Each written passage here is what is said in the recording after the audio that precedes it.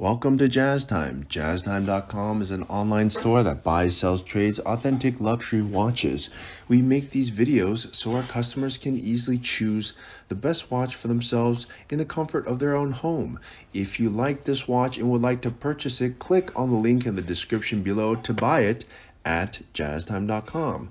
Today, I'm going to be reviewing the Audemars Piguet Code 1159, self-winding chronograph in rose gold with a smoke blue dial, reference 26393OR.OO.A002KB.03. I'm going to talk to you about the dial, this bezel, the case, the strap, the movement, try it on, give you some context, tell you a little bit about its history, and then give you my thoughts. So let's start.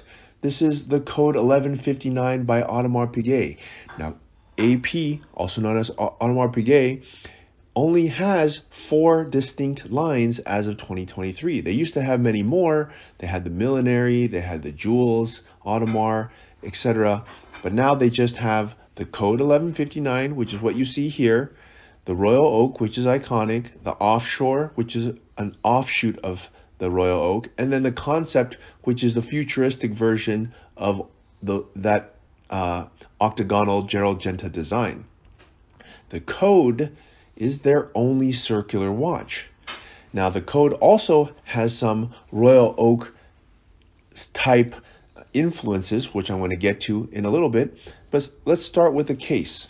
Now, the case here is a circular case. It measures, guess how far? 41 millimeters, which is a very good size, and that's the distance from the 8 o'clock to 2 o'clock position, the longest distance across the bezel. And what I might point out about this case is also look at the thickness. Let me turn the watch on its side, and you can see the thickness. The thickness is a mere 12.6 millimeters. Now, I say mere because to put it into some context, if you compare it to a Datejust, which only tells you time and date, which is also 12 millimeters, but if you also compare it to the Daytona, which does not have the date, only has the chronograph only, and it's not a flyback chronograph either, it's about 12 millimeters as well. So it's quite compact profile-wise, and it's a very good size diameter-wise. 41 and 12, I have to say that's probably a very nice size. Some people complain about the Daytona, saying that at 40 millimeters it's a little bit small, and 41, I think it strikes a perfect balance. It's a large watch, it's not too large, okay, and the profile is quite nice. Now, since we're talking about the case, what are some of the things I want to point out to you? Well, they're a little bit difficult to see just from the video. I'm obviously looking at this watch in person, and what I can tell you is the finish is what is spectacular on this watch. Not only the finish, I guess I should say, not only the finish, but the design of the case. Now let's talk about it a little bit. Look at the edges. Look at the edges of these lugs. These are actually high polished lugs, beveled high polished edges on the lugs, and they extend down the edge of the case. They even extend on the inner side of the case. See where the mid case connects with the outer case? If you look on the underside of it, it also has a high polished bevel edge there. That is really attention to detail. And they even go so much as when you look at the inside of where the screws are, where the screw straps into the strap connects with the head of the watch. If you look at that screw actually is a hexagon. Did you notice that? I'm not sure if you look at that little screw where the strap connects with the band. It's actually a hexagon. And that is playing reference to the Royal Oak, which has hexagonal screws on the bezel. And if you look at the case back, the same thing goes again. They use a high polished beveled edge and a satin finish, and it gives the watch a real play on light. Not to mention, okay, let's look at the side of the case. Usually the case is one singular piece. Like for example, on a Rolex, it's a monoblock middle case. On the Code, it is actually 2 pieces, or maybe even 3. You have this case, which has a hollowed out center, and then you have the mid case that holds the watch itself, or holds the movement and the dial itself. But that mid case, interestingly enough, is also an octagon inside. It's a little bit hard to see. It looks like a circle, but actually when you look at it a little closer, it's actually an octagon, which is playing reference to their most famous line, which is the Royal Oak, which has that octagonal bezel. Except they just did it here on the mid case, which is an ingenious idea if you ask me. And of course, they hollowed out these lugs. Now, a lot of times you have seen other brands such as Patek Philippe do hollowed out lugs on their case, but that requires a lot more work, a lot more finishing, and you only see it on their grand complications. You don't really see them hollowing out very many lugs, except maybe the 5205 annual calendar moon phase that Patek makes, that hollows out the lugs. And even in that situation, they didn't hollow out the entire lug. They only hollowed out a portion of the lug. So you don't see hollowed out lugs in very many watches. But you see it in this watch, the Code 1159.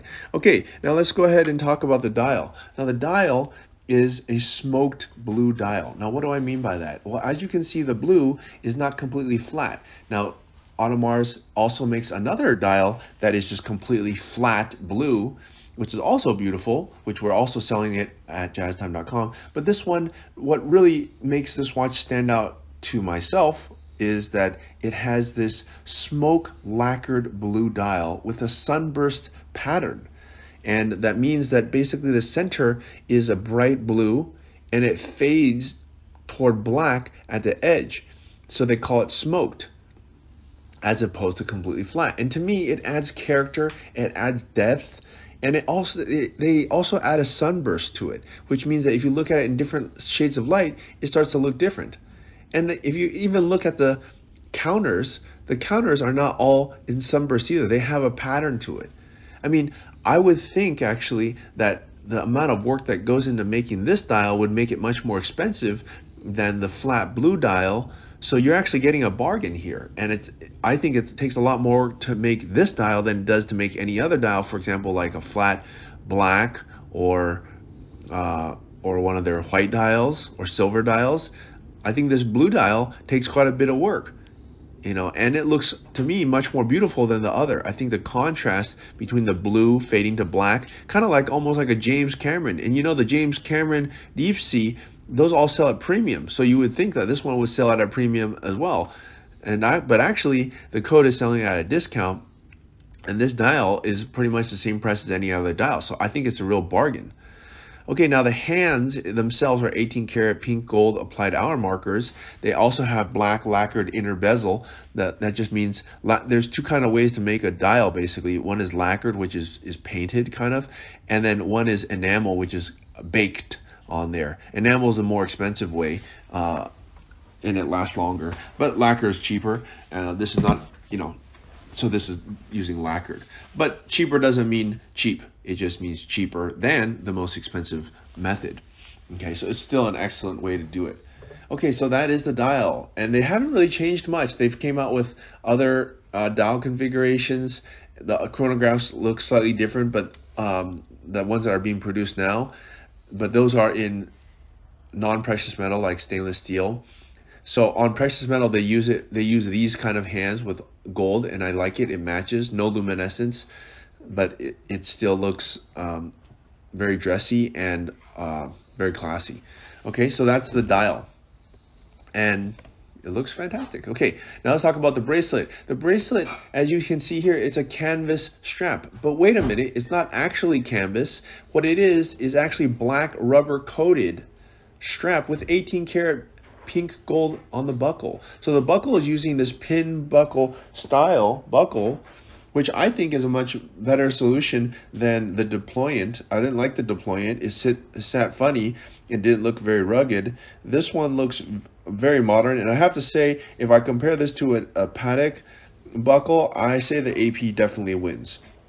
This is a much better, well-constructed buckle. I think the screws are very strong, and this part of the buckle, the watch needs to be strong. When you look at Patek buckles, they look weak and feminine, and those pin buckles look like you could snap them with your fingers. This looks like, macho, manly, strong, buckle, and beautiful, I might add. Now the strap, I think they did a pretty good job on it. They made it rubber, but it's actually rubber, but they made it look like canvas, which is a good thing. Why? Because if you go into the water with this watch, then the watch will rubber, of course, the water comes off it very easily, as opposed to actual canvas that could get stinky over time and not look as nice. So I think it's a good idea that they did it this way. Okay, now let's move on to the movement here. The movement is a caliber 4401. It has 40 jewels, which is quite a bit, and has 381 parts, which also is quite a bit. I've seen chronographs go all the way down to 270 parts, so 381 is pretty large. A split second, an AP split second has 600 parts, so it's not bad. And it has a power reserve of 70 hours, which I can tell you, I believe AP is making other watch brands up their game. Their 70-hour power reserve is now kind of a standard. Rolex Daytona, which is also a chronograph, had a 48-hour power reserve up until just right now, 2023. They finally released the new 4131 movement in the Daytona, which has a power reserve of 70 hours, which finally matches this code. But may I remind you, the code was actually released in 2019 or somewhere around there, and you know, it's been 4 years that they've been out, and they've been the leader in this. So that's pretty cool. All right, so that's the movement. And let me also remind you, this caliber 4401 is, if you look at it from the back, I have to say AP makes fantastic movements. Before, their older movements that they were hiding, it was a 2385. Those ones, I don't say they suck, but they didn't look that great. And actually, they didn't look that great because you couldn't even see them. You know, AP hit them on purpose. But when you look at this movement, what do I like about it? Well, one, I like the cutout rotor. That looks amazing. And if you look closely with a loop, you'll see the edges are all beveled. They're high polished, and they alternate between satin finish and high polish. It's done to perfection. If you look at all the little gears here, you'll see just tons of gears and stuff. I don't know what they all do. It doesn't really matter, but it looks awesome. And then you'll see, I think this style uses the vertical clutch, which just means that it's this little circular thing here. It just means that the chronograph starts and stops in a very nice manner. It's smooth. It doesn't start, and then when you restart it, it doesn't jump. Okay, that's the benefit of having this vertical clutch. There's two kinds of ways. There's vertical clutch and horizontal clutch. Vertical clutch is what you see here. Okay, with a bunch of gears, I think it just looks fantastic. If you compare this movement to like a Patek movement, I have to say this one looks better, at least to my eyes, and it definitely looks better than a Vacheron movement. So I think they make the best movements. They just look fantastic, you know. Okay, so I guess let's try this watch on and give you my thoughts. I'm 6 foot tall, 200 pounds, and I have a 7.5 inch wrist. And my thoughts are, I really like the Code. I'm a huge fan of it. In fact, I can even say this. I even believe that the Code 1159 is better than the Royal Oak. It's gonna do better. The Royal Oak is fantastic. It's iconic, but it's been out for 50 years. So people want something new, something different, something like the Code. And what makes the Code so beautiful? Well, it has just this beautiful case. It has it looks so unique in the circular watch world. It's both a dress watch and a casual watch. It can be worn midway through, and it is a perfect size. I have to say the offshores are a little bit too big for my taste. 43 millimeters, honestly, is just too big. It cannot be worn like comfortably and, you know, on a daily or a consistent manner. The Code, however, is perfectly sized in terms of diameter.